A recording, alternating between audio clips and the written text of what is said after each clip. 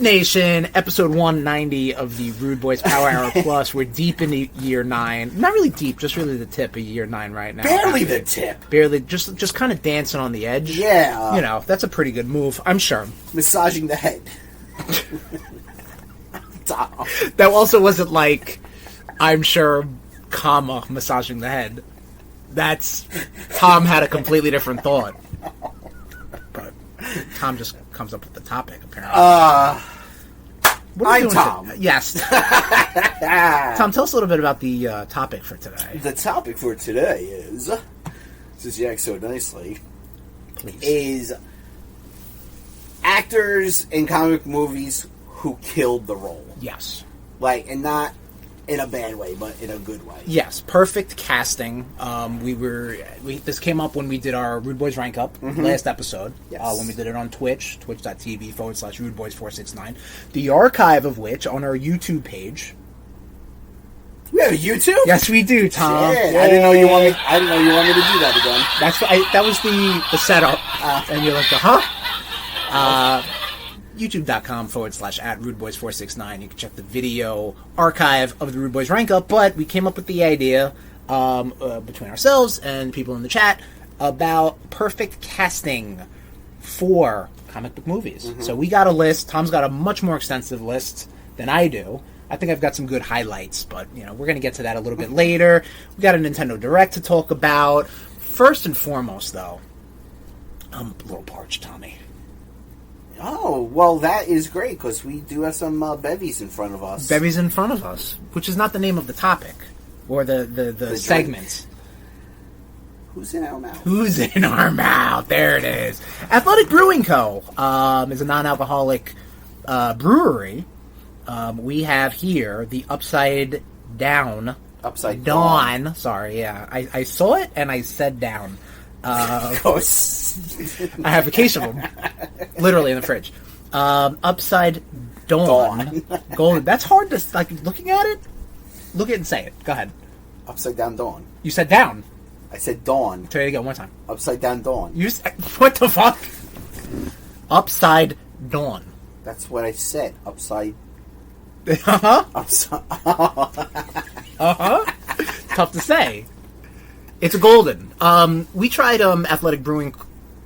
Brewery. That's also tough to say too. Athletic Brewing Co.'s non-alcoholic. They had a beverage at Buffalo Wild Wings. Yeah. It was kind of a hazy IPA. It was gross. It was disgusting. Hopefully, this will be better. I've realized that it doesn't matter. Alcoholic, non-alcoholic, IPAs are fucking disgusting. Yeah, in any sense of the spectrum, alcoholic spectrum. Let's clink it up, thud it up, because we're drinking out of cans. It's a little thudski.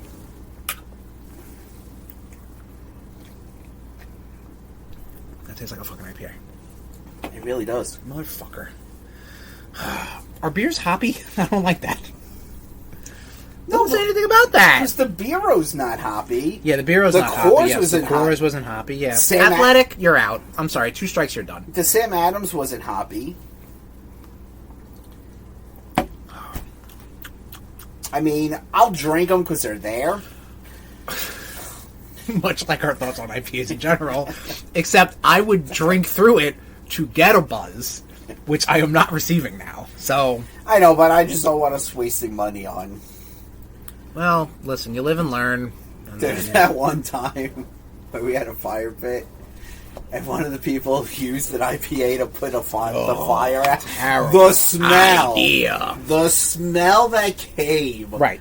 Like, I had to shower 4 times when I got home. It's bad, man. It was like a skunk. Yeah. It's like the smoke, aerated, the hop smell. Oh, my God. Disgusting. I never wanted to throw a beer bottle at someone than I did that night. You say that about a lot of nights, too. So, hang on. Calm down, Nation. Calm down. Simmer down now. So, like I said, we got a lot of Blitzkrieg to get into, a lot of catch-up to get to. So, why don't we mosey on, Tommy, into Blitzkrieg news? Yeah.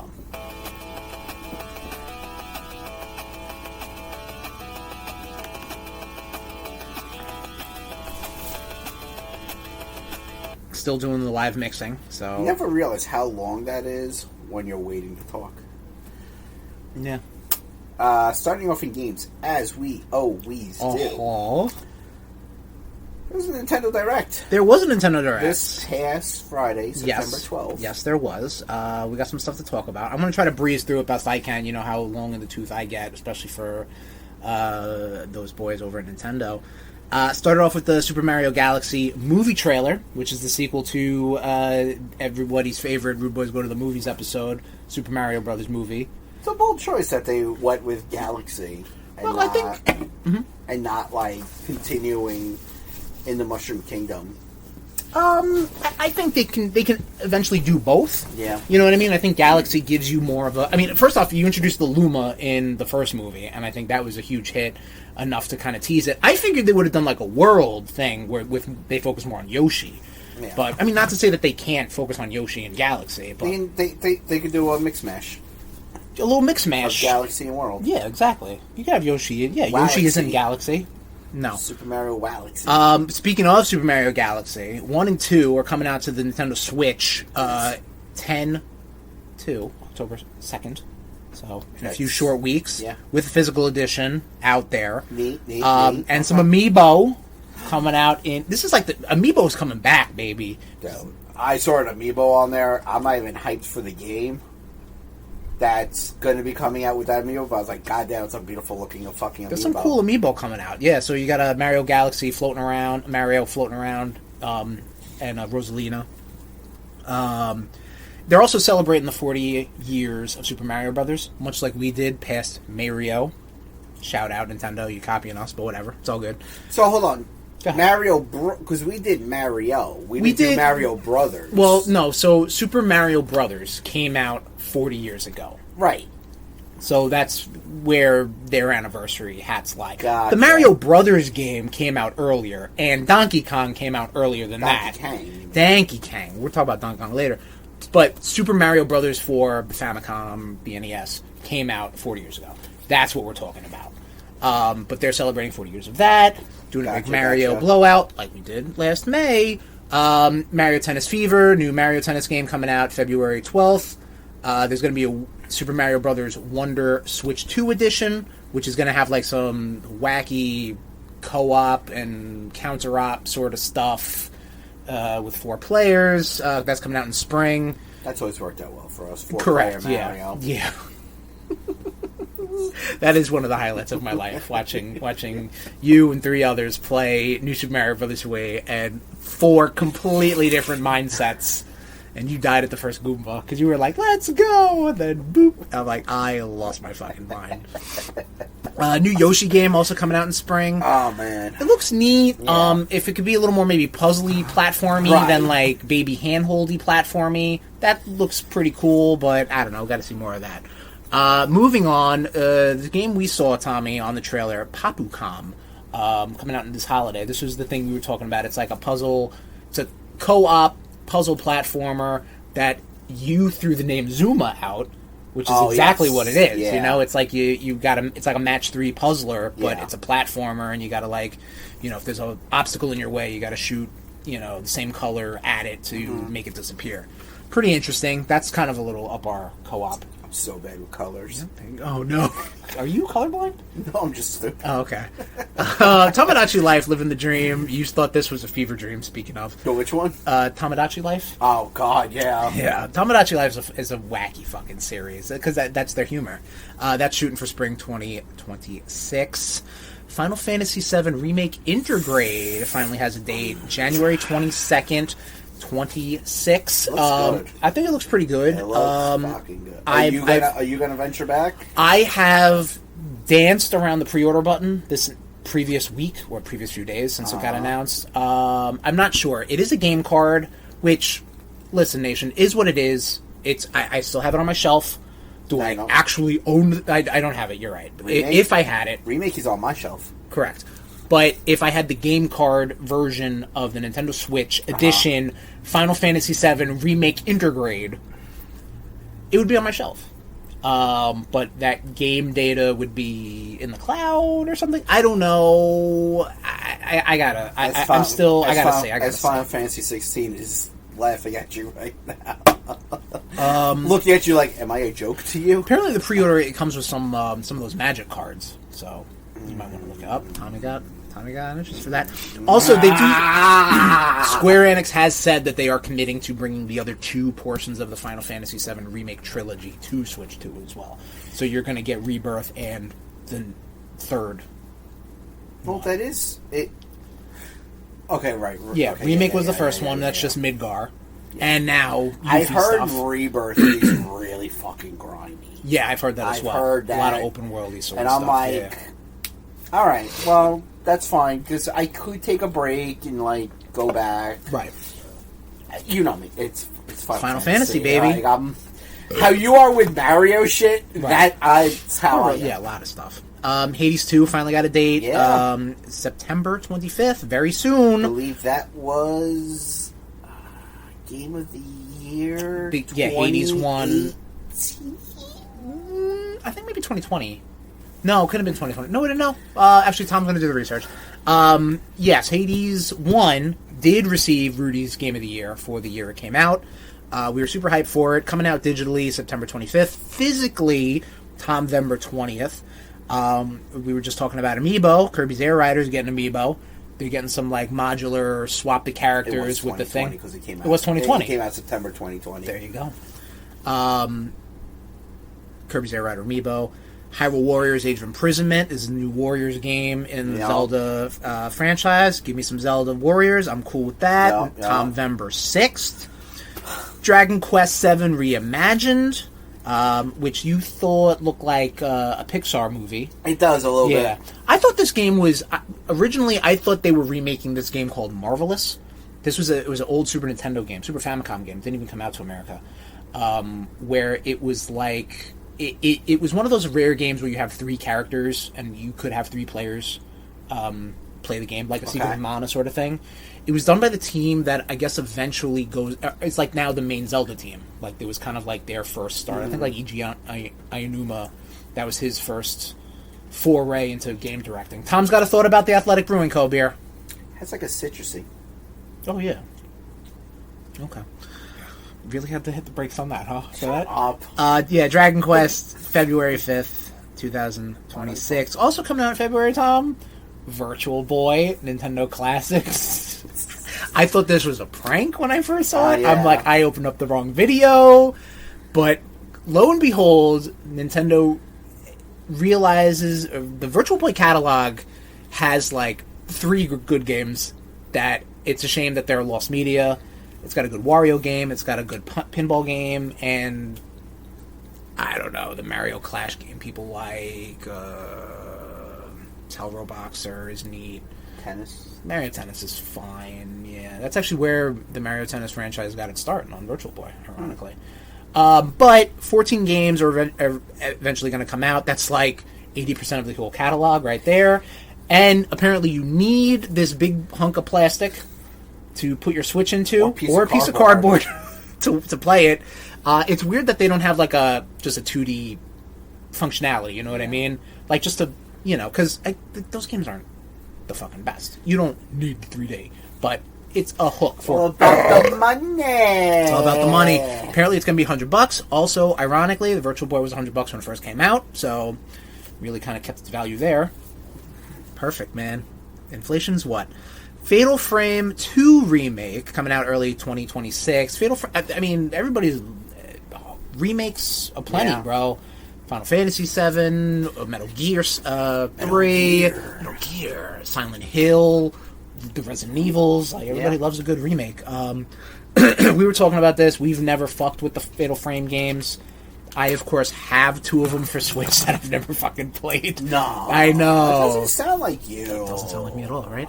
But maybe I'll fuck it with it at Tom's face. I don't think so, brother. Well, yeah.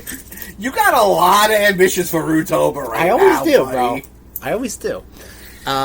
One Piece Pirate Warriors 4, Tom. Yes. So we were talking about it. Like Tom's like, "Have you ever played a Warriors game?" Tom's like, "I don't give a fuck about these Warriors games." Until you throw some One Piece on it, which is how. Listen, I got into Warriors because of Gundam. So when did they come out again? Well, the game is already out for Switch, but there's going to be a Switch 2 upgrade that will have like more enemies and shit. You know, so they're fun. And when does Switch 2 come out? The Switch 2? Oh, the patch or whatever, the update. I'm not sure yet. It didn't say. They were just typing up that like, hey, some games are going to get Switch 2 editions. Yeah, so maybe I'll go onto the fucking store and get it. Absolutely, yeah. Or investigate it, man. Because the Warriors games are so stupid, mindless fun. You know, I'm an idiot. And you'll love it, you know, because you're like, oh, you got Luffy doing shit. Oh, that's cool. You know, like that's it. You know, name one other character for 150. Zoro. There you go. There you go.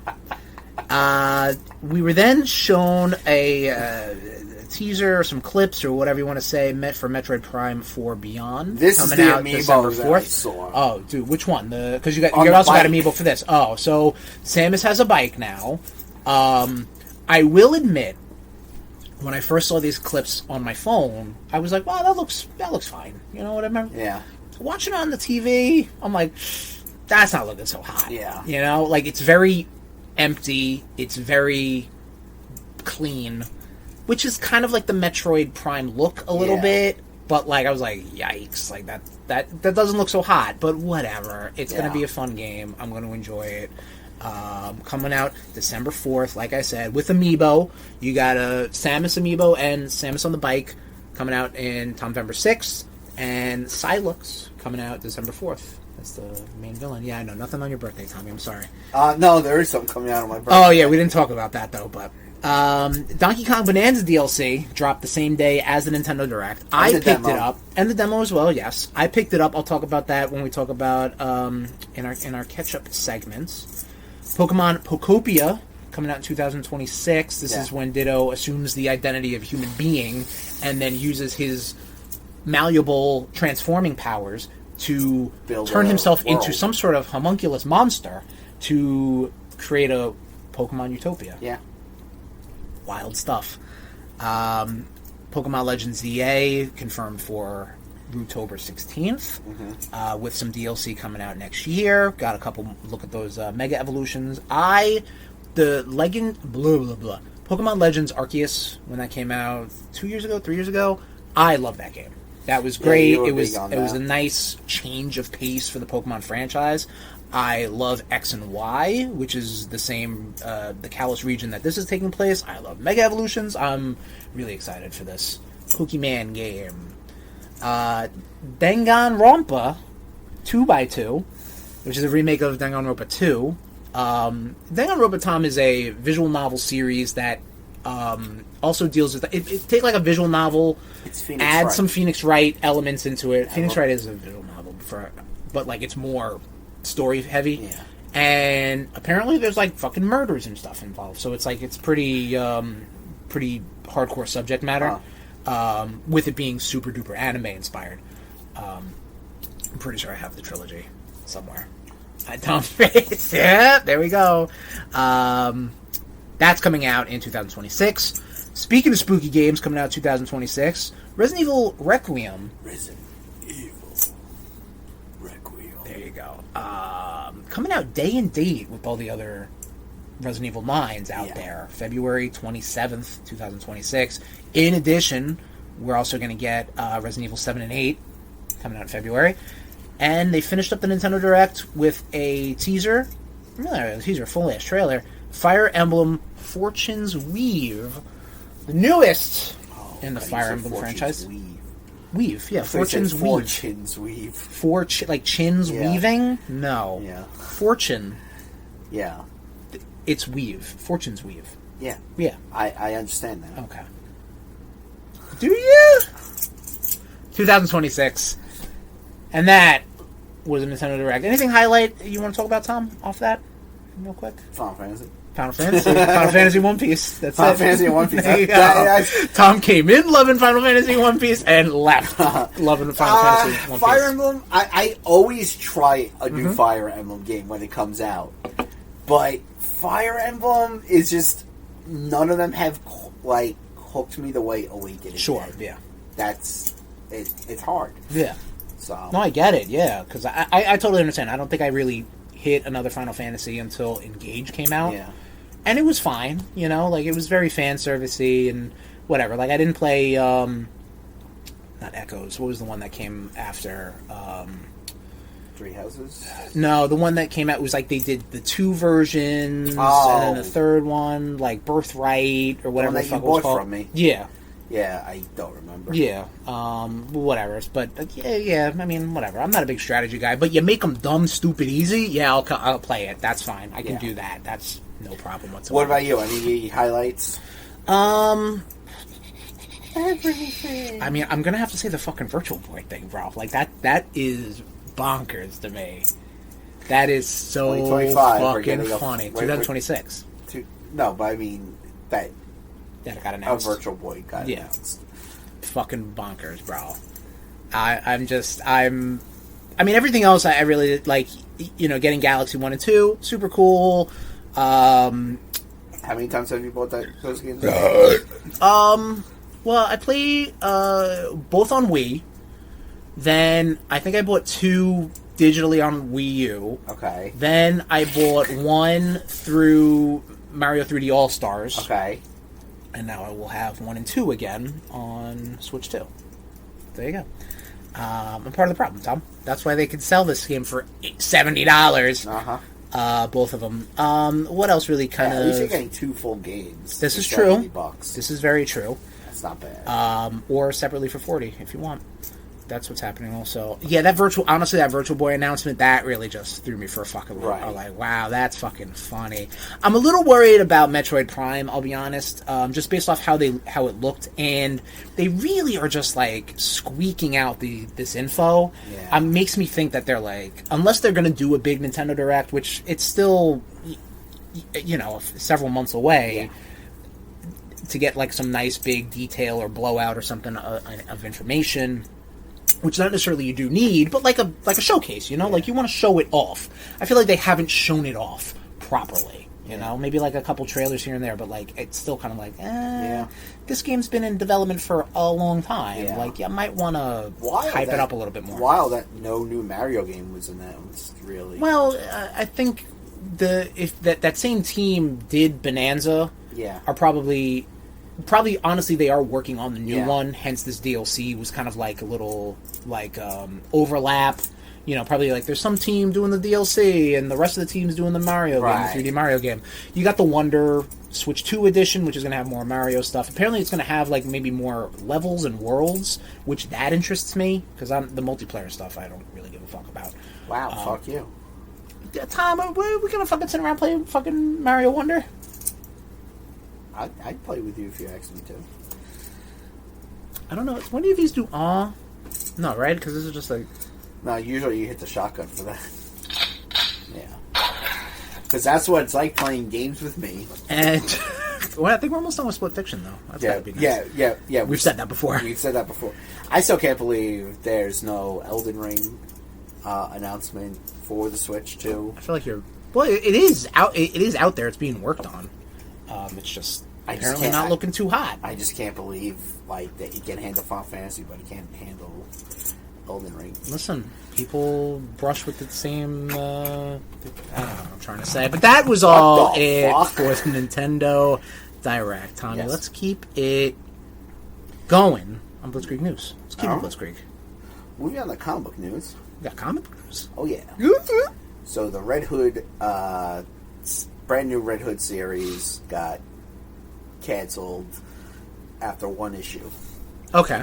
Because the person who was writing it is a trans person, and they didn't like the fact that they said shit about a certain person who...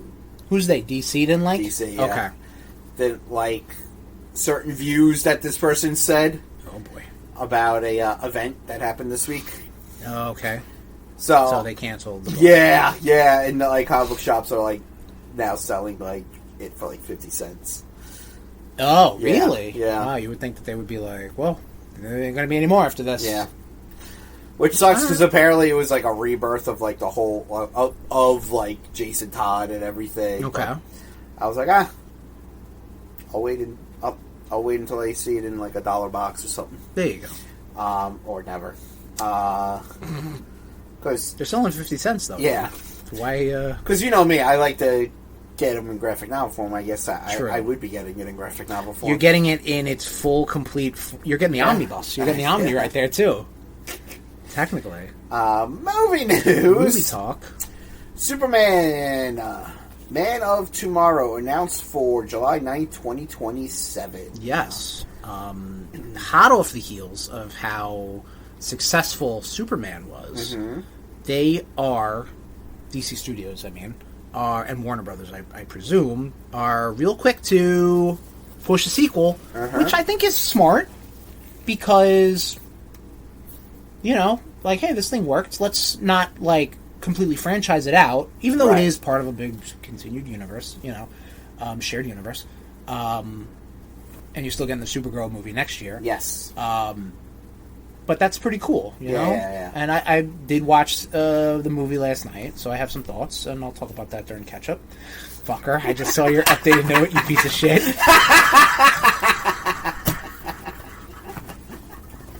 Pretty clever. It's like, damn, how long is it going to take to notice? Like, I just put it on, and you also just put that on. Couldn't resist. What a jabroni. So there's a movie that's coming out, and it kind of caught my eye, the trailer, Dust Bunny. Trailer talk. Yes, Trailer talk. Mm-hmm. Okay. It's with Mads Mikkelsen. Mm-hmm. It kind of looks very much like Leon the Professional. Okay. Where he's protecting a little girl whose family gets killed. Okay. By monsters. Is this something I should pop on real quick? If you want, yeah. You know what? I'm going to check it out. Alright. I watched it. Yeah, that looks pretty cool. Let's start it up for beer number 2. Non-alcohol beer. Definitely some Leon the Professional. Right? Like you were saying, yeah. I mean, you have Sigourney Weaver. Yep. Can never remember, David the Moxlon. Thank you. The Moxlon. And Bison. Polka Dot Man. Yes. Yep. Yeah. And also, was that the chick from Loki? I don't think so. It could be. I'm not comfortable enough to answer that. Comfortable enough. Yeah, I'm not comfortable. But yeah, no, it looks interesting. No. Mads Mikkelsen is all fighting monsters. Yes. Yeah, very stylized, very colorful. Yeah. Which I appreciate. And, same. Definitely, I'll check it out. Neat. Coming out in December. Yes. Moving along to TV talk. Yes. Amazon confirms Sophie Turner is Lara Croft for their Tomb Raider series. Right. Pretty cool. Interesting choice. I wouldn't have picked her. Who'd you pick more? I don't know. Like it just was like, really? Wow. Okay, Sophie Turner. Like, hopefully it's good. I mean, I know Tomb Raider's always been one of those like franchises that has like been like they try to make it, and and it never does really well. Right. Yeah, like I mean, you had the Angelina Jolie movies, and then they tried to do a reboot movie, maybe 10 years ago or something like that. Maybe 50, something like that. With the chick who was in Ex Machina. You have the anime, which I think is on. Only got one more season in it. That's on Netflix. Right? Yeah. And yeah, I mean, you have an iconic character as Lara Croft. I mean, clearly they're not doing anything with her in the video game space, I should say, outside of just remaking the first couple of games. Yep. But there's no but. I don't know. Yeah, I saw it, and I was just like, oh, I know who Sophie Turner is. Yeah, there you go. Yeah, and you've heard the name Lara Croft. Yeah. Right, so there you go. I mean... It's relevant to our interests. Yeah. We'll see if it truly is relevant to our interests. Probably not. Probably not, but more power to you. Wrestling news. You knew that exasperation. WrestleMania 43 to take place in Saudi Arabia in 2027. So Triple H made this announcement in Las Vegas. They did a whole big Las Vegas thing because they were there for AAA and like I sent you the video. No one looks thrilled about this. Oh yeah, no. Like Triple H didn't even look like Triple H looked ill announcing this. Triple H, WWE, TKO, whoever you want to point the blame to, is really just getting that bag. You know, like apparently they got a stupid payout. Yeah. To bring WrestleMania over to the Kingdom of Saudi Arabia. Yep. In addition, you hear the comments that Mark Shapiro was saying. He was like one of the TKO head guys, saying that probably the one good stray Vince McMahon has caught in a while, where he says something along the lines of that Vince McMahon has been used to price tickets out to families, and clearly wasn't making enough money, so that's why ticket prices nowadays are stupid, right? Because they're really just trying to get blood out of a rock, and then draining a sponge, basically trying to get that money back. As you said, he used the comp tickets, right? No. He would. I mean, listen, that money was money. That was it. But there could have been more money. That's what I'm saying. Yeah, like he would price them lower for families. I even remember. Did you watch the WrestleMania 9 documentary? No. There was because all that stuff took place in the 90s. Yeah. There was when they were going over how to break down ticket sales. I remember either the person in charge of the breaking out the ticket sales or Vince himself were like, no, there needs to be a cap on ticket, because you want families to get there, you want people to enjoy themselves, this and that. Whereas now, nosebleeds are like still $300, and you know what I'm saying, like. You're privileged to pay this money to sit in this arena, But this WrestleMania is going to be fucking dumb. You know what I mean? Like it's going to be like they're going to dust out Taker and Shawn Michaels. You're going to get The Rock versus Austin Part 4. Like it's going to be so stupid. Like it's gonna Goldberg be a spectacle. Versus Batista. Yeah, exactly. You're gonna get some fucking dumb. I was saying supposed to be like, oh please let CM Punk's first solo main event be at Saudi Arabia. I saw another post be like, London got robbed. Like a lot of them wanted London to be the first one outside of the U.S. to have. Right. Apparently, that Saudi money, baby, like that Saudi money and the Vegas money, they're like, nobody's topping this.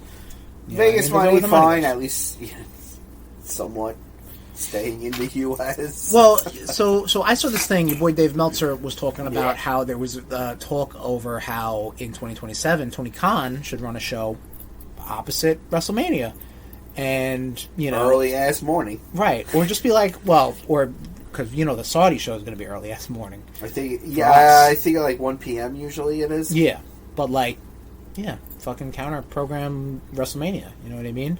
All the fans that they burnt for doing this, or the North American fans specifically. Especially because you got to think about like the independent scene that circles around WrestleMania. Like you have all those other indie shows around that it's like it's WrestleMania weekend, baby, woo.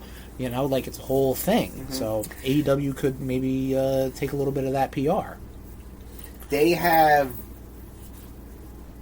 WWE has burned us fans pretty badly, like within the past few months. Like the whole ESPN thing. Right. We're going to find about that in a week, yeah. Which I do find it funny that, I think Triple H has even said something like, look, people want to use VPNs, they can use VPNs. Right. And now this Saudi Arabia bullshit. It's like, I mean, we've gotten together to watch WrestleMania. How many years? Like... Well, I mean, even like the 2-day stuff has been hard to kind of do, sometimes. But, I mean, we still, get together for at least do something, one. Yeah. mean, it's gonna have to be, you know. The world may not even be around in 2 Yeah. years. So, Well, hopefully the big beautiful day hits soon. there you go. Is that all we got for Blitzkrieg News, Tommy? Another Horcrux is gone. Yes, that's all we have for Blitzkrieg. And that is all we have for Blitzkrieg News.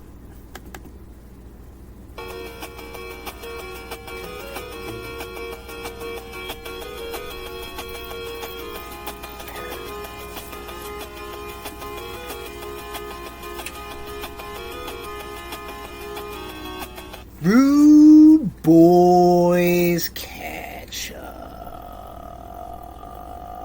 Tommy, I'm looking at your list, man. There's a lot of Rudetober little appetizers. Of course, You've given us. Rudetober Here we go. is a state of mind. Yep. All right. It's not a lifestyle. Uh-huh. It's a state of mind. Baby. How do you want to do this, buddy? I mean, you've been yapping. I could yap for a bit. All right, we can both yap. You know, we can do Ping pong. ping pang. What Um. have you been reading, Tommy? Let's talk about some stuff you've been reading. Okay. I picked up DC vs. Vampires, which it's a Elseworlds. There you go. Spooky. It's a Elseworlds. Yeah. World. Yeah. Story. Yeah. And I realize I like Elseworld stuff better than actual DC. Oh, sure. Because it's like, you don't got no shit. Like, You don't got no you shit. don't got no 75 fucking years of Batman lore Uh-huh. to read this. Ugh. Pretty much, heroes and villains have gotten turned into vampires Okay. in the DC universe. They make a play for the world. They pretty much get they get the world. I don't want to say too much because I don't know, if you're going to want to borrow it at one point or another. We shall see. But yeah, it was good and some unexpected twists, which I enjoyed. So, I highly recommend it. Okay. And That's good. Yeah, I'll go back to it. I'll read it again. Okay. And then I also reread, because I'm giving the Krakoa era another shot. Yes, you are. Proud of you. Read House of X, Powers of X. Okay. Now, House and Powers specifically is what, 5 issues of each sort of 6. thing? Is it 6 issues of each? Okay. 6 of each. Okay. Going back and going back and forth. And then I think it goes 4 and 5 of House of X, and then 4 and 5 of Powers of X. Okay. Like they'll do 2 issues in a row. Gotcha. Pretty good. I don't know. Hickman's writing sometimes. I'm like, ugh. Like sometimes I'm like, I get it. Like I don't know. Sometimes his shit bothers me. Uh-huh. It seems a little pretentious sometimes. Okay. Now I'm on. Just started Dawn of X. Okay. So Dawn of X is like the first phase of... Correct. Yeah, it starts with the X-Men Krakoa. comics. Okay, gotcha. And then it goes on to others. And it's good because Marvel Unlimited gives me hey, you can hit this. Sure. Now I know a while back you were interested in continuing with the Krakoa. Yes. So I think they're releasing the Omnibus Volume 1. Fan of that. This year? Okay. Because I need another omnibus like I need a fucking hole in my head. Yeah. I or agree. neck. Yeah. But We're just gonna leave that out there. Yeah. What? I'm glad you're just gonna have to listen. You're gonna have to listen. Oh, nice. Very nice, very nice. You're just gonna have to hear that. Yeah.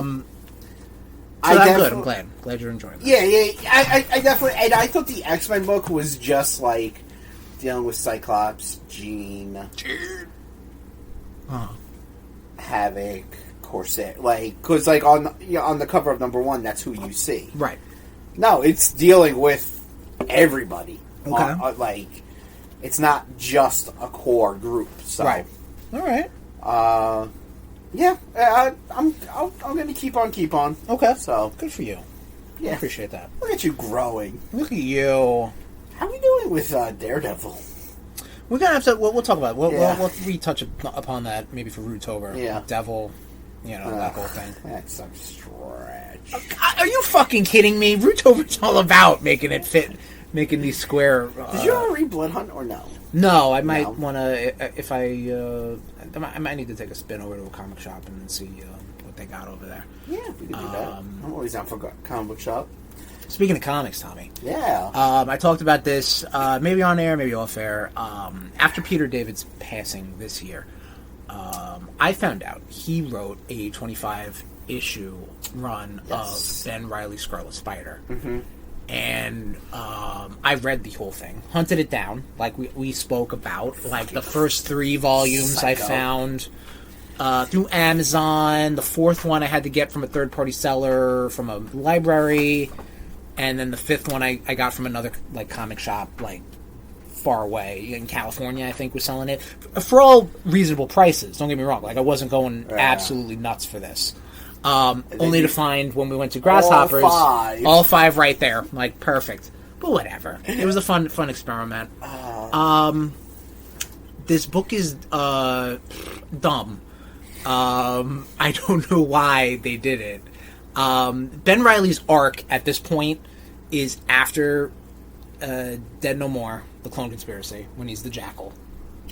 Died, was reborn, and then died 26 times or whatever, so he's fucked up. Which I like that concept. I like the fact that you're... Stay dead. Well, nostalgia's a hell of a thing, man. Yeah, I know. So he was definitely kind of fractured and fucked up. The plot is that he goes to Vegas because that's what people do when they write Spider books that aren't about Spider-Man or Miles. They're like, I'm just going to take you. Exactly, yeah. They brought Kane to fucking Texas or whatever. And no, it's California. They might have. Well, I thought Houston. I don't know. Yeah. They bring Ben to Vegas, and he's kind of still doing some sneaky shit. But then he's, I'm just going to fucking give a synopsis of the whole plot. Go ahead. He's visited by Lady Death. And Lady Death is like, wow, you died a whole lot of times. You're kind of interesting to me. So, but here's the deal. If you die one more time, you're going to be evil. You're done. You're a bad guy. For whole, your soul has been so tarnished. Right. That's it. There's no coming back from it. But if you stay alive and do good, your soul will be repaired. So he's like, all right, I guess I will. Kane shows up. Kane's like, what the fuck are you doing? I'm going to kill you. Ben's trying to weasel his way into an owner of a casino whose daughter's sick. So he's trying to first off extort her, but then it's fuck, I really got to save this kid now. The Parker goodness kind of comes out. It's all then the web slingers show up. The web slingers are the Dusk, Prodigy, Ricochet, and you said Prodigy. Prodigy, Dusk, Ricochet, and Hornet. Yeah. None of them. Spin webs. None of them do spin webs. Yes. I think or sling or anything. They have no web related thing about them. No spider. Maybe they're just called the slingers, but I don't know what. I guess they sling some projectiles. Whatever. Stretch. Then they bring in Mysterio's daughter, who's a robot. Because Mysterio made her daughter, but she was also empowered by the god of Sidorak. The Sidorak is god, right? Mm-hmm. For in an issue, all right, cool. There was apparently a Doctor Strange crossover that happened back then called Damnation, which was after Secret Empire. Okay. But apparently in Secret Empire also, Hydra Cap demolished Vegas. So that's part of the plot. That's probably why they put him in Vegas, to be like, oh, we're gonna do some Vegas shit. And then that's also when the Mephisto is like, well, I'm gonna make my own casino. So he has a thing. Oh, also he made a deal with Mephisto classic Spider character. It's I don't know what the point was to write this. Long story short, Peter David, what was your motivation? That's exactly a big bag of money, I'd imagine. Yeah. He ends up dying again, and then getting reborn, which therefore means now he is evil. Okay, he didn't do enough good. No, well, because he made a deal with Mephisto. Mephisto reneged on the deal, and I think Cain ended up killing him. So then that was his last death. So he died, did come back, and that was now he's evil. But apparently, because then Spider-Geddon happens, he dies again because one of the inheritors like absorbs his soul and all the fucking corruptness of it. Yeah. But then it's okay because Dr. Octopus just puts him in a new body, and then that's when the Beyond shit happens. Which the Beyond story was pretty. I liked that, you know. And then that's when you get Chasm. Like, I don't fucking know, dude. And apparently Ben Reilly's in the books now. It's crazy. He's running around in a Spider-Man outfit right now, I think. Yeah. He's the Peter of the duo. Apparently, spoiler alert for current Spider-Man run right now. Norman is running around as Spider-Man because, like, Spider-Man's missing. The Peter Parker Spider-Man is missing. Okay. Turns out he's in space. Ben Reilly is running around as Peter Parker. Why is Peter in space? There was a villain that sent him to space, I think. Pete doesn't really go to space a lot, so that's interesting. You know, that's new. Yeah. So that's what's happening. You've got Ben is Pete. So that's the Amazing Spider-Man where Ben's Pete? That's what's happening right now. Yeah, because I keep seeing covers where he's fighting Hobgoblin. Oh, I have no idea. Because they rebrought the Hobgoblin, yeah. I remember now. Because they restarted Amazing Spider-Man at number 1. Well, no, the legacy number I know was like 975 or something like that. I'm just going by what I see, but that pops up on Marvel Unlimited. All right, but you got to talk. What's the legacy number? I don't fucking know. I don't read it. All right, well, the legacy number 975, almost getting to 1,000. That's the big reveal that Norman is being Spider-Man because he's like, I don't know where Peter Parker is. Someone's got to be Spider-Man.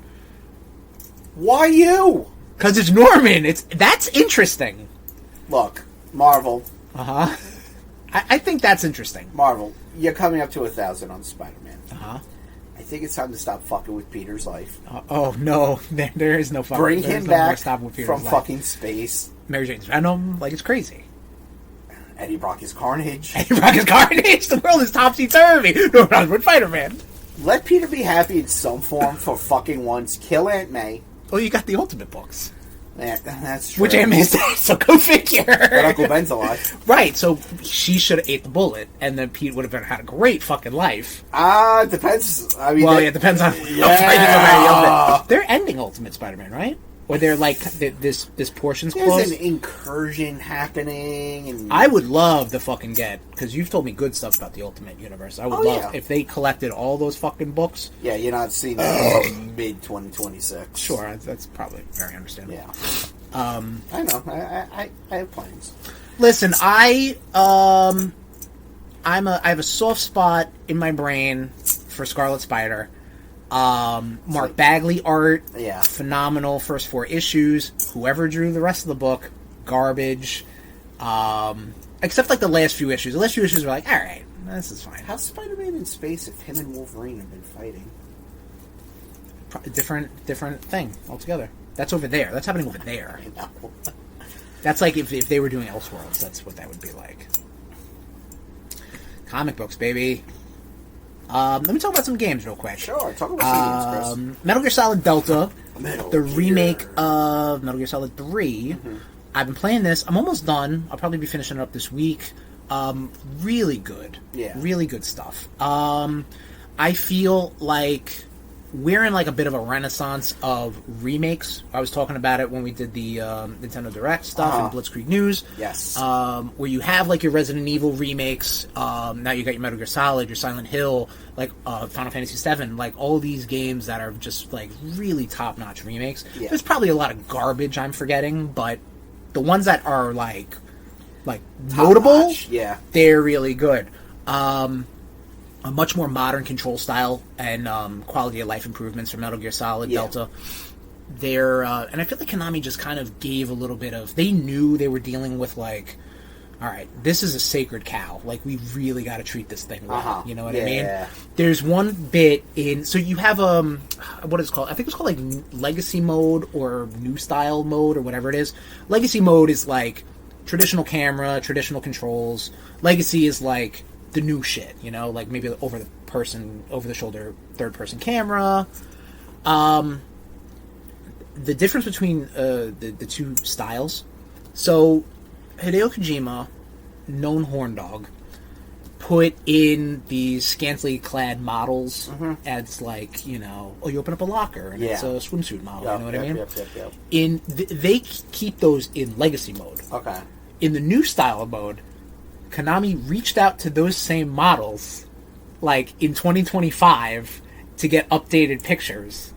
And I'm not saying they're like oh yeah, awooga. They're like, you know, it could be like her with her kid, you know, like real like sentimental, right, look at that, like it's been fucking 20 years or whatever. Like I'm like, oh, that's like a nice honoring of the legacy of this. Another thing they did was because Konami's known to do good things. Well, I mean, listen, this is a good move. This is a good spin for them, you know. Where's my Dynasty Warriors type Castlevania games, Konami? Yeah, bro. I mean, you get Silent Hill's cooking. There's a new Silent Hill coming out next month. I'm talking about Castlevania. No, I know, but Konami's like Silent Hill's cooking. They just did this Metal Gear Solid with the collection and stuff like that. Castlevania, where are you? Another thing they did was in their every Metal Gear game has like a torture scene, right? Metal Gear. In between, there's a little Easter egg for you out there in the RudeNation, and you. When you come out of the torture scene and you're in your holding cell, you're supposed to save your game, right? Saving the game is like you fall asleep. Okay, save your game, quit. Reload into that save game. You play a game within Metal Gear Solid 3, Solid Delta, called Guy Savage. Guy Savage is like a Devil May Cry game. Okay. It is interpreted as Snake having a nightmare. Because it's so, like, what the fuck is going on? Like, you're in, like, a graveyard, and you're hacking and slashing at zombies and shit, you know what I mean? Guy do it when he was trying to do the crocodile. The crocodile challenge? Yeah. Yeah. They got Platinum Games. People who've done, you know, Bayonetta and Vanquish and, you know, these games of this ilk to make a more full-fledged minigame out of that, and you can unlock it once you beat the game.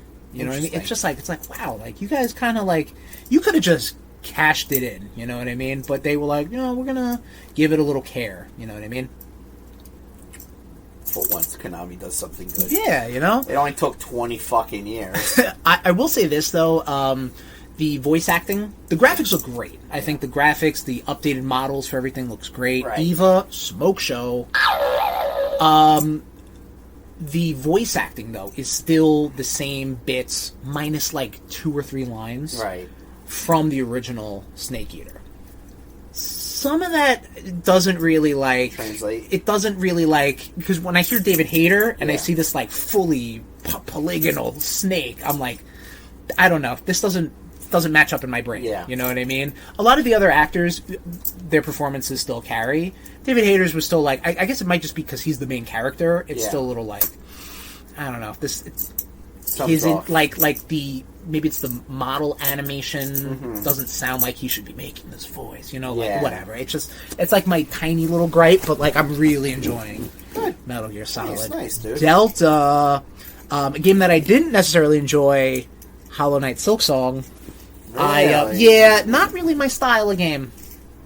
And I recognized that after trying Hollow Knight, the original one. Was it earlier this year or late last year? It was last year. Not my style. You know, like, this game was a little faster than Hollow Knight, which was another gripe I had of it. I thought Hollow Knight was just too slow, especially during the start. I feel like they just give me just not enough.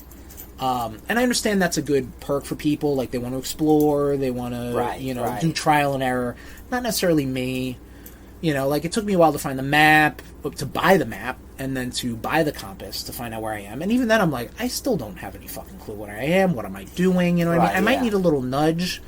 I also just think that the atmosphere is just a little too dim. Like, it's like... Isn't it all underground? Yeah, and I guess that's the vibe, but I'm like, I don't know. It's too dreary.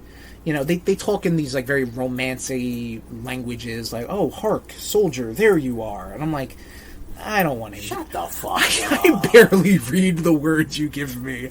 Do not make this longer than it needs to be. But, so I'm like, you know what? I'm not even going to try it anymore. Next time you come over to the casa, uh-huh, it'll be forced on you, so don't worry. I'm fucking... This game is trash. Whatever. A game that did give me a bad taste in my mouth towards the end, but I went back to it with the DLC that was announced, Donkey Kong Bonanza. Hey, I'm a sucker, yeah, $20.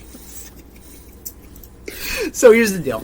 The Nintendo Direct announced that Donkey Kong Bonanza is getting some DLC. You're going to DK Island, which was the iconic location from Donkey Kong Country and those games. And it's giving this thing called Emerald Rush, which was a mini game which does have rogue elements. And I know I've said I'm not a big roguelike guy, but that's not the point of it, Like, you get some perks and that's it. The DK Island thing is nothing.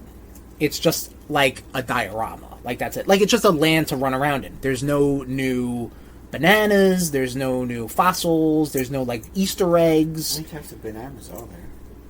Well, like, the bananas are like the stars in, like, Super Mario 64, Gotcha. Like, that's what I mean. They invented a new type of banana.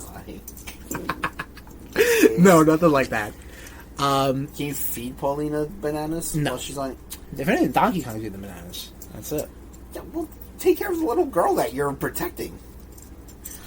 You fucking deadbeat father. But Donkey Kong Island is absolutely nothing. It's just this is fun. A couple Easter eggs. That's it, though, you know? The Emerald Rush, though, what that is it opens the level up to these things called the Emerald Veins or whatever it is. Like, you get, like, these, like, branches come out of the ground, basically, and you smash them and you get emeralds. I got a vein for you.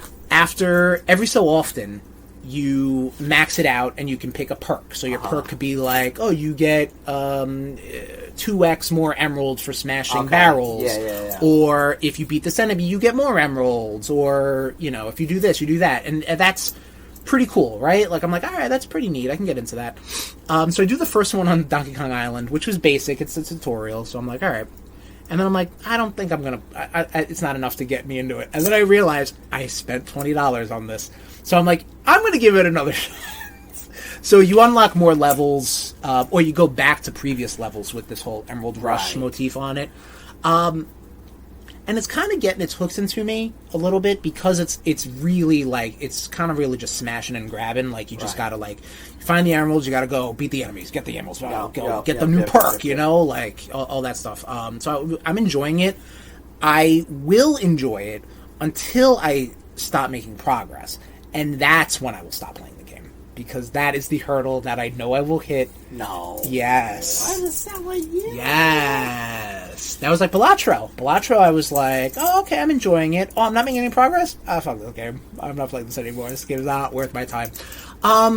This might kind of like soothe me into going in and getting more bananas and getting back into Bonanza proper. But Rudetober's right around the corner, so... Yeah, you have a lot of ambitions. I've got a lot of ambitions, and I got a lot of piss in my bladder. I'll be right back. Alright, back from a pee break. Bladders are drained. Bladders are drained. Time to refill said bladder. We are getting rid of this Athletic Brewing Co. Upside Dawn. Upside down. Hold on. Upside Dawn. Upside Down. No. No. Da-da-da. So what else have you been doing, Chris? Watching some stuff. Yeah. Like I said last episode, I finished up Mobile Suit Gundam G-Quux. Okay. Went back through the power of shared accounts, watching Mobile Suit Gundam, the 1979 original. I'm happy you're sticking with it. I am. You know what? I think what turned me off of it originally, back when Toonami was a thing. I don't even know if Toonami is still a thing. Is Cartoon Network still a thing? Cartoon Network is. Okay. They still do like Adult Swim. Toonami introduced the world to Mobile Suit Gundam Wing, which kicks ass, and then they followed that up with Mobile Suit G Gundam, which was super cool. Okay. And then they followed that up with the original 79 Mobile Suit Gundam, and I thought I got whiplash, because I'm like, this animation looks like shit. Yeah. It's so slow. I fell off immediately. But watching this, because G-Quux refers a lot to the original timeline. Yeah. The Universal Century. So I wanted to be like, you know what, let me give it another shot. Yeah. And funny enough, the animation and the pacing are very charming. Because it's like, oh, what's going to happen? Like, there's one episode where Amuro, the main character, the main Gundam Suit pilot, he's like sad because he's a kid who has now wartime PTSD. Yeah. So he's like just sad, but then like later in the episode he realizes the Gundam can jump really high or something. So it's like, all right, cool. Like you didn't just commit war crimes, but it's fine because it's war. Yeah. And it's pretty interesting, you know, and it's nice to get. And I'm watching it fucking dubbed. I don't give a shit. Look, you don't gotta pay attention, really. Exactly, yeah. So I'm like, are they saying the thing? I mean, I think in the time it was dubbed, I think anime was at a certain point where, unless it was Pokemon or Yu-Gi-Oh!, if it was on fucking Toonami, they were like, nah, we're gonna do as best as we can to get the same point across, right? So I'm enjoying it. I'll give another update when I finish it. Nice. This is like fucking 50 episodes, and I think I'm into like 16 or something. Yeah, I know, real cute, right? It's adorable. Well, I mean, yeah. You have what 1,000 something for One Piece? I mean, I'm up to 1025. Jesus Christ! I'm trying to even think. I don't even think all the mobile suits together have 10,000. Yeah. 1,000. And then you have the One Piece coming out. Sure, yeah. Which is like, it cuts out a lot of the filler. All killer, no filler. I gotta say, out of all the big robot shows that Toonami introduced, Big O is my favorite. Oh yeah, you love Big O. Big O is great. I think Mobile Suit Gundam does a good job straddling the line of that. You know, you're following soldiers, but they do a better job in this than like Star Wars, because you know the Empire's bad, right? Like, you know they're bad. They're the bad guys. They do nothing redeemable. No.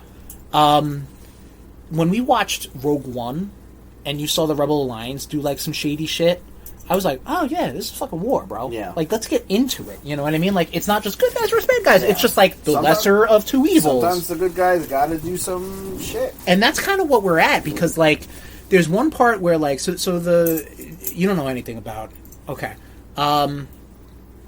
There's space colonies, okay? Because the Earth is either uninhabitable or too populated, whatever. There's multiple colonies out there. I got a group of people that we can go put onto a colony. Yeah. Them in their fucking There's heads. regions of colonies called sides. Uh-huh. Side 3 basically determined that it's like, we're going to be our own independent nation called the Principality of Zeon, and they're the bad guys because they want to take over the entire Earth sphere area. Like, they want to take over the Earth, they want to take over all the colonies, right?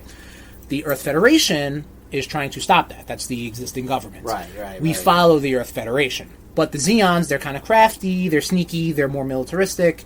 That's why they kind of like, their small numbers have kind of like made this, I think it's called like the 1 Year War or something like that. Zion, same thing. Whoa. Where it's kind of like, you know, the turning point is that the Federation creates their own mobile suit, the Gundam. Mobile suits are a thing too. Like they have this right. thing called the Zaku, which, do you know what a Zaku? It's like a green, picture a stormtrooper, right? Maybe more squat. Okay. Its visor is one red eye, like a Cyclops eye. That's pretty much it. Like, it's just like, oh, that's pretty cool, you know? And it has like a heat axe instead of like a beam sword, which the Gundam has.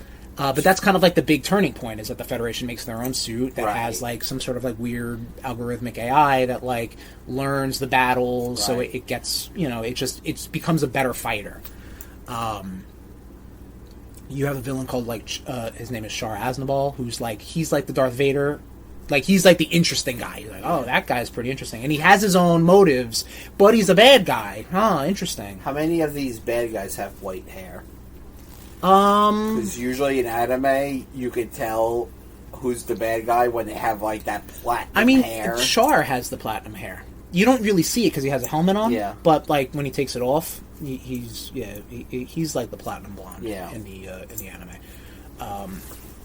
But you follow some of these characters, and like the Federation sometimes doesn't do the right thing, and maybe the Xeon soldiers, they're like, oh, well, these guys are civilians, we need to give them some supplies, you know, like, you know, but they're on opposite sides of the war, so, you know, they're gonna be battling, and they kind of just brush over that, but, you know, it's the horrors of war. I am enjoying it, and I'm gonna stick with it, and I'm gonna just end that sentence right there. You've been watching some stuff, Tommy, too, right? Some television show? Television, yes. I watched Wednesday. Last weekend. Because, like, in August they dropped the first 4 episodes, and then... Yeah, the first half of on the 3rd of this month, they dropped the other half. Okay. I was like, I'm not playing that fucking game. Either give it to me all, or don't give it to me at all. You know. All right. Those are your fucking options. Those are your options. Netflix. Really good. Okay, definitely, good. I don't want, because I know you said you're gonna probably be watching it. Yeah, with the girlfriend during spooky season. So. Definitely. I will say there's definitely a lot more Catherine Zeta-Jones in this one. Okay. Which is, you know, very cool because she's awesome as Morticia. Right. You know, Jenna Ortega as Wednesday. Yep. And the rest. Definitely more of the family in this. The Addams family. Yeah. Mm-hmm. Yeah. That's that. Right. Definitely looking forward to hearing your thoughts. Okay, cool. On it. Yeah. Yep. And then... Watch some movies. I watched some movies. I watched Brightburn for the first time. Oh, interesting. Never seen this. Isn't Brightburn a James Gunn movie? He produced it. He produced it. Okay. Funny. So, quick premise of Brightburn. Brightburn is Elizabeth Banks and her husband in the movie try and have a kid. They're unsuccessful. Okay. And they're about to get down and dirty with their no bits. Mm-hmm. And their house shakes. They go out to the forest behind their barn, and there's a spaceship with a baby in it. Oh, okay. I feel like I've heard this. This baby's a fucking psychopath. Oh my! Oddly, like, kills people. Right. Like, a lot of, like, some of the deaths are really fucking, like, whoa. Right. Definitely enjoyed that they used practical effects. Okay, that's cool. I'm really, like, I really thought they would have done more with it, because the way it ended, you're like, wow, you could make this a few movies. Like, maybe that was the intent? Yeah, maybe. I don't know, but yeah, this kid just kills everybody. Right. Does not give a shit. Like, there's a gruesome scene where he shatters this girl's hand, and it's like, holy crap. So the kid's like a little evil Superman kid. Yeah. He wears like a mask. He's like, oh, I didn't do anything. Oh, so there's like maybe a little... Oh, is he a little demented? Or yeah. Like, he was brought to the Earth to conquer the Earth. Okay. But yeah, it's on Peacock. Right. If you're ever interested in it, I'd watch it again. Right. It was fun. Interesting. What well, before you have any more Brightburn stuff? No. I saw Superman. Uh-huh. Similar. We want to just talk about superpowered people from Kansas or the Midwest. This is the DC Studios' attempt to kickstart their cinematic universe. Yes. They did do Creature Commandos, and also parts of the Suicide Squad and Peacemaker Season 1 are canonical to what's going on in the DCU.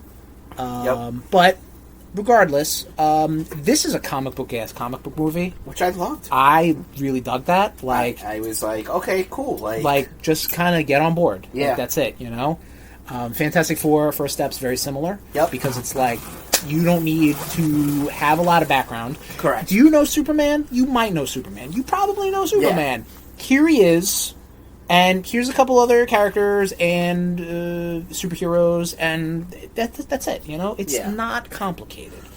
It might be complicated. I thought the amount it gave you might have been overwhelming, but like they don't really like dive too into it. You know what I mean? Like it really felt like a 12-issue arc. Yeah. Where, you know, it picks up with the fight with the Hammer of Barovia, and you know, and then like they get to the fortress, and like, you know, and then all this other like it is really paced similar to that, which I really do respect. Yeah.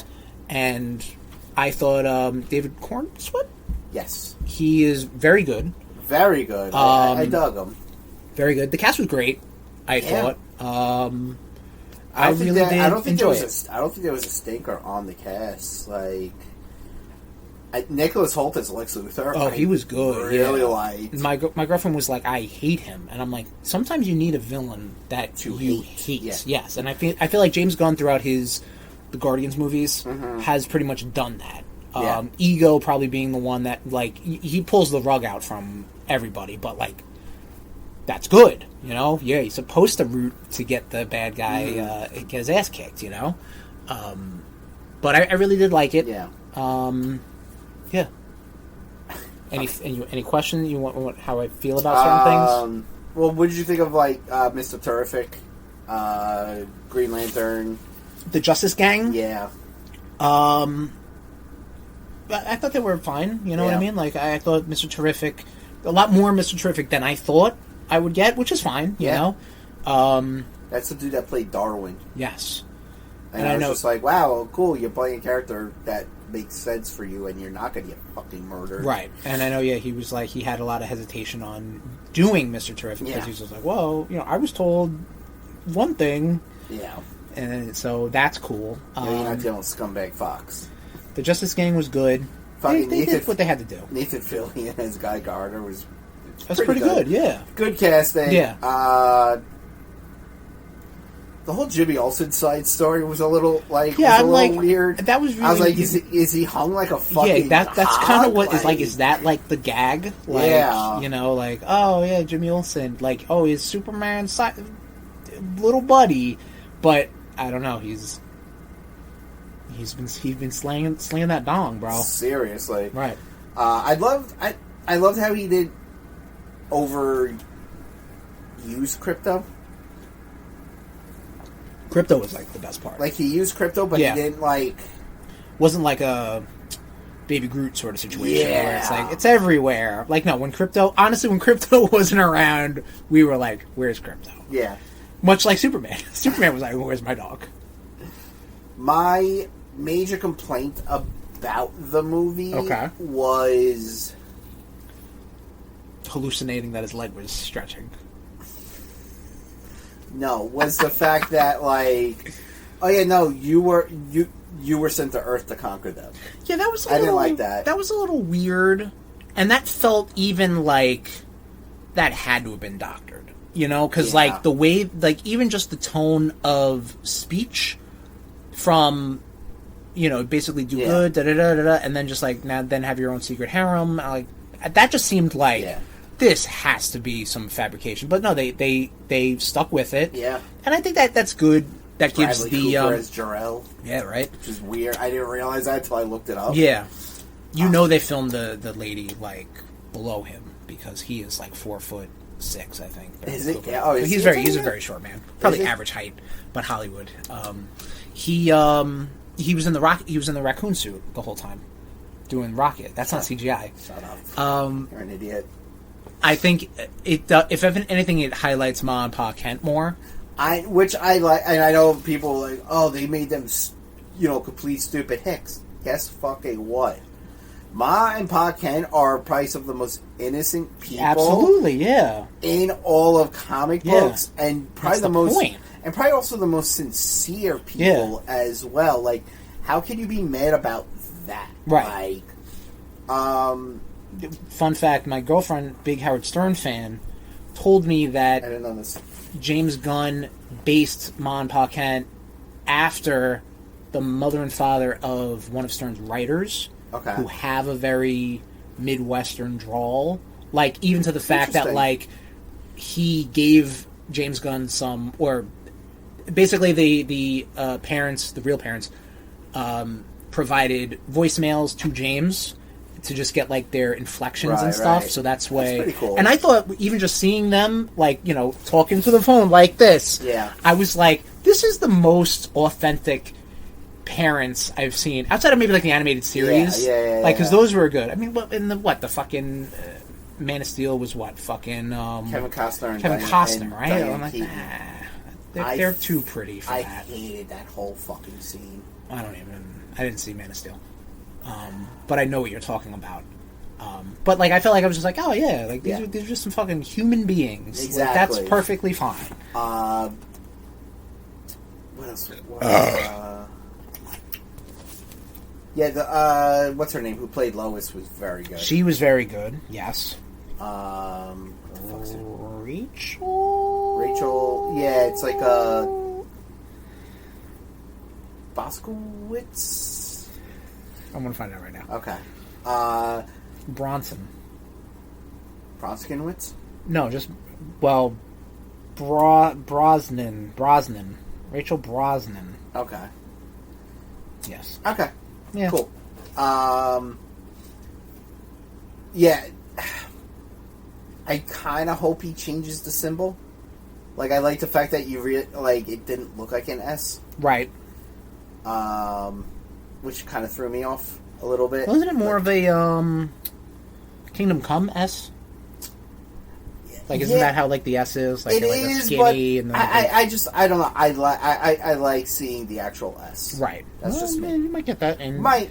Superman, Man of Tomorrow, coming out in 2027. Yeah. Something 2027. We don't do research even. No, even though we did just talk about it. Yeah. I've since closed the notes just based off my ADD. Yeah. But yeah, I enjoyed it, and now I can start watching Peacemaker Season 2, because apparently there's a lot of carryover from that. Yeah. So, but you were watching something else to get back to spooky season. Fuck yeah. I watched the 3 Terrifier movies. Mm-hmm. Now, I've seen the first one. This is with the clown? Yeah, Art the Clown. Now, I've seen the first one, and I'm like, alright, that was cool. Like, it's just a slasher, right? Okay. It's gore porn. Okay. And then I watched the second one, and then it started trying to get up its own ass. Mm-hmm. Like, oh, this girl is the only, like, the final girl from the second one is the only girl, like, the only one who could beat Art the Clown. Okay. And send his soul to hell or some shit. And I'm sitting there and I'm like... You're like, alright, take it easy. Like, calm down. Like, right. And, like, there's one scene in the second one where he goes after one of the main girl's friends. Okay. Slashes her up. And, like, the way he fucking... Like, what he does to this girl, like... Like, excessive? Yeah. Gotcha. And yet, she's still alive when her mother comes in. And I'm like... That's fucking stupid. Right. Because anyone just... Hate to fucking break it to you. That much body trauma... Mm-hmm. Your fucking body is... your heart's giving out. Right. I don't give a shit. Like, and then the third one, I was just like, there's a whole scene with like a chainsaw and chainsaw. Like, yeah, I was just like, I'm good. All right, you were over it. I never need to see these bullshit movies again. And like didn't need to be a franchise. No, definitely did not. I got you. Definitely did not. Like they really want art. And at first I was just like, wow, art really could be up there with Freddy and Jason. I think probably just based off Michael of Myers. Visualization. I think he's already fits that mold, you know what I mean? And then or I'm like, Ghostface, yeah. And then watching these movies, I'm just like, these are garbage. Right. Like, Ghostface is, I respect more. Right. Like, it's just, ugh. I wish I could get that 6 hours back. Because they're also fucking each, like, 2 hours and 10 minutes. No horror movie needs to be 2 hours. No! You gotta get in, get out. That's it. It was fucking it was so fucking drawn out and terrible. Right. No. They should call it that. Terrible. Yeah. Seriously. Right. Terrible 1, Terrible 2, Terrible 3. There you go. Terrible 4 coming in 2027. Can't wait for that. Exactly. Fucking shoot me. Anyway. Is that all you've been up to, Tommy? That's all I've been up to. And that is all we've been up to. Yeah. So let's get into the topic. Perfect comic book castings. Okay. This was spurred by our RudeBoyz rank up of Marvel Cinematic Universe Phase 4, Phase 5. I feel like, Tom, a lot of my list is basically going to be consumed by yours. Much like Galactus. So, how do you want to do this? Like I said, my list is not as large as yours. So maybe it's not about the size of the list. It's how about you use it. Yeah. So I'm gonna use it hard and loud. I feel like these 2, 4, 6 people right here, they're definitely going to be on your list. Okay. All right. I put Tom Holland Spider-Man. Yep. I think the way I picture Spider-Man, it is what Tom Holland is portraying. Yes. The younger high school Spider-Man. Who, don't get me wrong, can age, can grow up. And I think that's why Spider-Man's just a fun character in that regard, because like you have variants, you have like your Tobey Maguire, you have your Andrew Garfield, you have your Miles Morales, you have your all these other characters, you know what I mean? But I think how I envision Spider-Man in my head, Tom Holland portrays. Okay, yeah. On the opposite end of Spider-Man, okay, J.K. Simmons, J. Jonah Jameson. Ooh, didn't have that? I totally. Hey, J.K. Simmons. Ever since the Sam Raimi movies, played an amazing J. Jonah Jameson. Okay. I think basically gave J. Jonah Jameson a lot of. So Ed Asner did the voice of Jameson in the animated series. Yes, he did. And I loved that portrayal. I think J.K. Simmons does a phenomenal job. Absolutely. Even to the point I remember going into Far From Home. And obviously the big twist is that there is a J.K. Simmons in this universe, and he is a Jameson. People were talking about, like, who could play J. Jonah Jameson? Obviously, it can't be J.K. Simmons, because he's in the Sony. There was a point in time where there's an Ice Cube. I was thinking, like, Ice Cube would have been a fucking cool pick, you know what I mean? Like, just like a rough, loud man. Yeah, I mean, shit. Ice Cube does it great, yeah, you know? I mean, you watch fucking the 21 Jump Street movies. But yeah, I think J.K. Simmons, and I'm glad he's into the universe proper.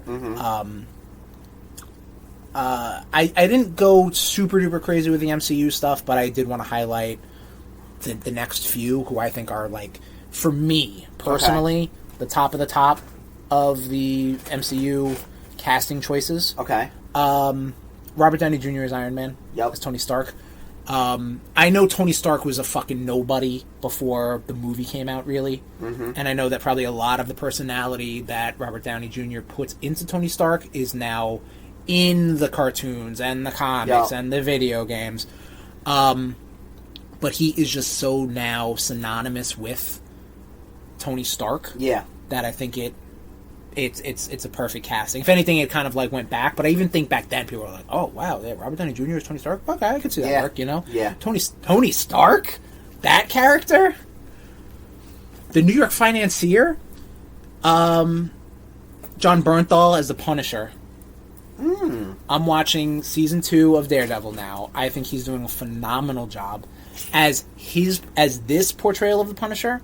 But I think that he has such a fucking angst and anger and rage behind him that's what the Punisher does. And he can, since his dumb fucking show and showing up in Born Again, and then also in Brand New Day.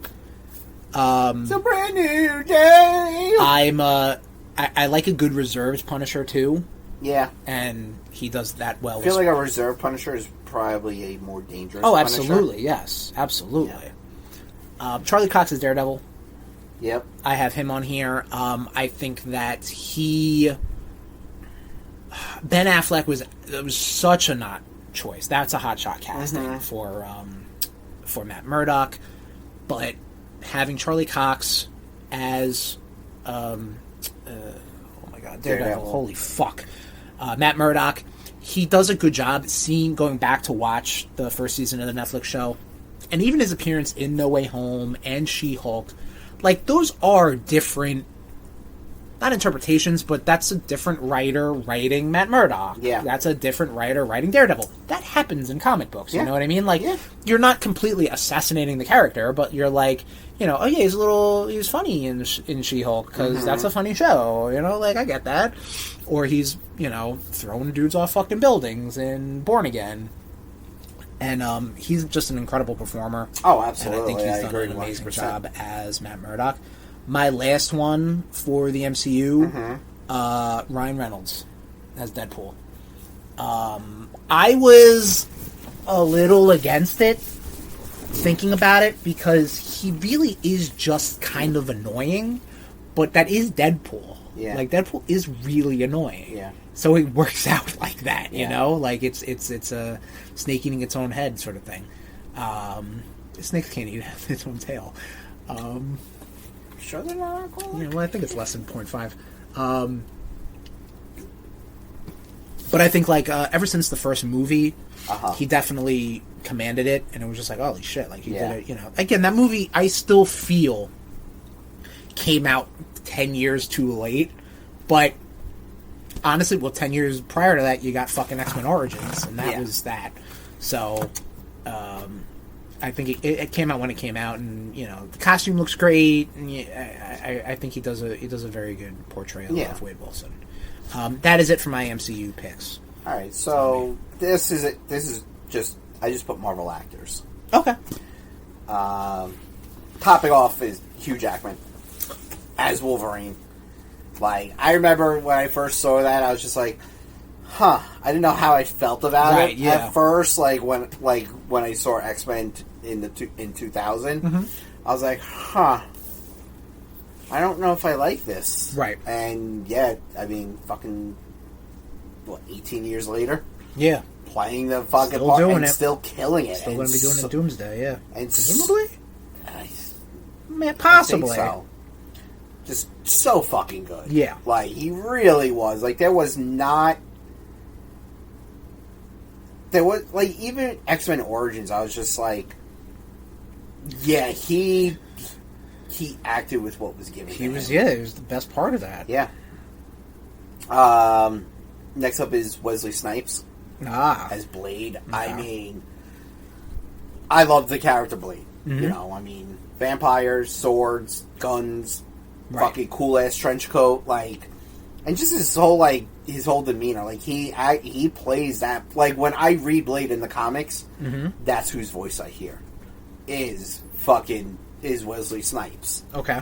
That's always a good tell too. Like, I knew you might have some voice acting people. Yeah, I didn't go that far. There are, I will say though, like, hearing a certain voice is also very powerful when you're reading a character, and that's I do hear a lot of voice, like I still hear Christopher Daniel Barnes when I read Spider-Man. Yeah, depending on the type of Spider-Man, like when I read McFarlane's run, I pictured the voice. I think his name Rio Romano, the dude who did Unlimited, because he had a more of a gruffer voice, and that you look at that fucking art, you're like, makes sense. You know, but yeah, I think hearing a character is important too. Yeah, I mean, next up is Chris Evans as Captain America. No, Human Torch. No. Oh, both. Why not both? Chris Evans as Captain America was so... I remember hearing about that casting, and I was just like, huh. Right, because at dude that point... who played Human fucking Torch in those very okay Fantastic Four movies? Okay, we're gonna fucking... This is gonna be a fucking train wreck. Right. And, like, everything about it is, like, you know, from when he's playing the scrawny kid. Yes. And then, you know, he gets turned into Captain America, like... And then just, like, I'm gonna say he really shined in Winter Soldier. Oh, yeah. Absolutely. Like, he was good in First Avenger. But Winter Soldier, he shined in that. I agree with that. I was like, alright, cool. I definitely agree with that. We talked about Robert Downey Jr. Yep. Chadwick Boseman as Black Panther. Yes. Holy shit. Like, I never thought I would see Black Panther on the big screen. Right. And I never thought they would have had such a fantastic actor playing him. Right. Because it was just like, wow, you're giving off that royalty air. Yeah. But you're also giving off that air that you give a shit about people. Right. Which is awesome. Next up is Daphne Keane. From, you know, she played X-23 in Logan and Deadpool and Wolverine. Yep. Really hope we see more of her in the... Like, you know what? Make her the MCU Wolverine. That would be awesome. Yeah, fuck it. I'm down with that. I'd be down for that. Yeah. Michael Fassbender as Magneto. See, that's so funny because, like, I figured you were going to do a lot of the heavy lifting on the Marvel side. Yeah. But, like, I was like, I couldn't pick, you know, Ian or Michael for Magneto. Why not both? You're not wrong. Why not both? But, like, I don't know. I just couldn't. I was like, at that point, I was just like, you know what? I'm going to hone in on my list. Right. But, yeah, I was like, it was... Mike, yeah, like, that young, angry, you know, Holocaust survivor, just holy... And he delivered some pretty fucking wicked lines, too. Yeah. Like, next up, Patrick Stewart as Professor X. I mean... Yeah. He is Professor X. Yeah. Like, that, I think even in the old Wizard fan cast, every time they would do an X-Men fan cast, he was always going to be Professor X. Oh, sure, yeah. There was no ifs, ands, or buts. Right. Florence Pugh as Yelena. Mm-hmm. So good. Like, I like this version of her better than in the comics. Because in the comics, like, you really didn't do much with her. Okay. It just kind of made her, like, meh. Like... Yeah. They kind of made a character out of her. Exactly. With Florence Pugh. They definitely made her a lot better. Yeah. And then following is, honestly, I like Scarlett Johansson. Like, as Black Widow. Because, like, you know, she has that, you know, beautiful, like, spot, like, you know, double agent spy thing going on, which is Black Widow. And she definitely channeled that. Ian McKellen as Magneto, as Wolverine. As Magneto. It's Wolverine. Just, I mean, as shitty as X-Men 3 is... Right. That, the whole line where he's, like, talking to, like, those mutants in the church. We're like, oh, no one's talking about extermination. It's like, no one ever starts talking about extermination. Like, like, such powerful line, like... And then him and Patrick Stewart just playing off of each other was so good. Yeah. Tobey Maguire. I do like. I like certain aspects of his Spider-Man. Yes, I agree with you. I did like the whole like. What I like about him is like the whole downtrodden, trying to make it on his own. Peter Parker. Like, just, okay, I'm moving out of my aunt's house. Right. I'm gonna get my own place. Oh, it's a shithole. Like, I want the girl. Like, he definitely played those parts very well. Yeah. And then, rounding it out, is Andrew Garfield. I liked Andrew Garfield's Spider-Man. Right. I go back and I watch Amazing Spider-Man. I don't watch Amazing Spider-Man 2. Amazing Spider-Man 2 could have been good, but it was just not. that is valid. Actually, no, rounding out is Tom Holland. So I had the three Spider-Men last. So that's why I felt like I needed to hone in on one Spider-Man for myself. Because it was like, I need to, like, who do I picture as Spider-Man? And don't get me wrong, they all do great jobs. They all scratch a specific itch. But I think Tom Holland is like, like, yes, I like what you're doing as Spider-Man. I can agree on that. Yeah. I don't have any traditional DC. Okay. I'll put it this way: this is DC by association. Okay. I suppose. Jeffrey Dean Morgan as the comedian. Okay. I thought I wanted to go because I don't have a lot of history with DC movies. Okay. Like the Batmans and I'm not like invested enough into a Batman to be like, oh, this was the perfect Batman. Okay. You know what I mean? Not to say I'm invested into Watchmen or the comedian, but in the book of Watchmen, I think Jeffrey Dean Morgan's portrayal of the comedian is very good. Yeah. Like he is the MacGuffin throughout the whole thing, like who killed the comedian, and his flashbacks, and even like the shit he was doing in the montage scene, in the opening credits. Yeah. Like that's like, oh shit, this fucking guy, he's a fucking killer, and like that's kind of, if anything, I think he made the Alan Moore and the character kind of breathe a little more. Yes. Yeah. I can agree on that. So so that's my only DC by association person. Yes. Right. You got some DC peoples? Yeah. Got 15 of them. Oh, there you go. Christopher Reeve as Superman. I mean, I remember first seeing my first Superman movie I saw was Superman 4. Okay. With Nuclear Man. I've heard not great things. And it has a special place for me. Oh yeah, I gotcha. I'll watch it if I ever come across it. Okay. But then I saw Superman the movie. I dug it. Like, he really did embody Superman. Right. Like, what Superman is all about. Right. Staying on that is Gene Hackman as Lex. Gene Hackman's Lex Luthor was really good. Like, not as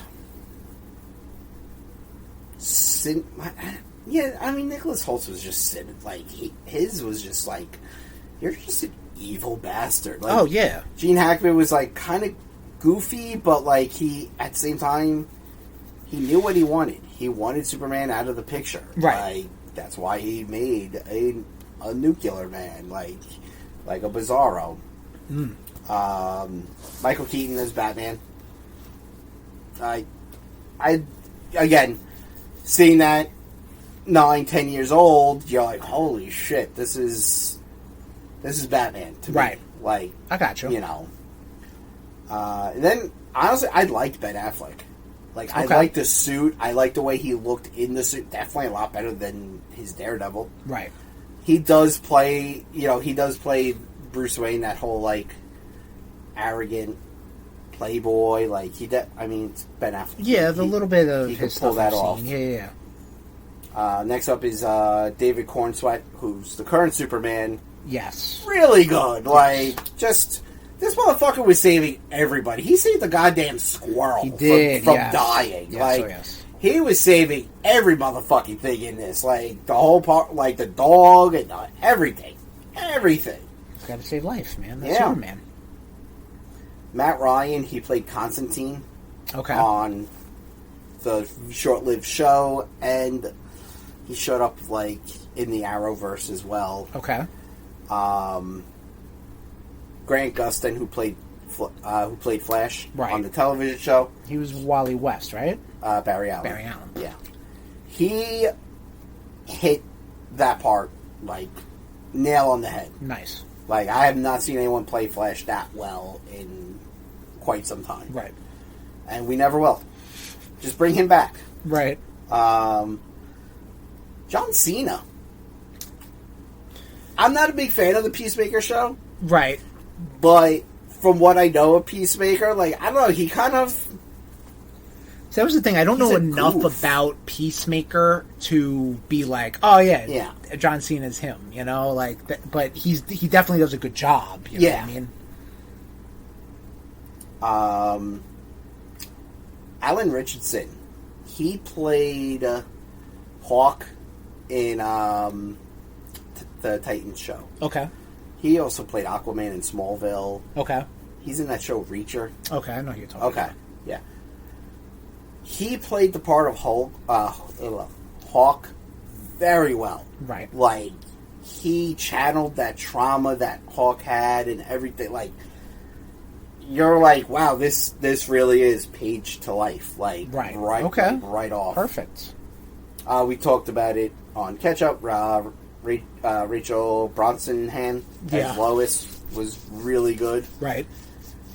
She looked the part too. Like, if you Yeah, look at her, no, that's you're like, always good. You're Lois Lane. Yes.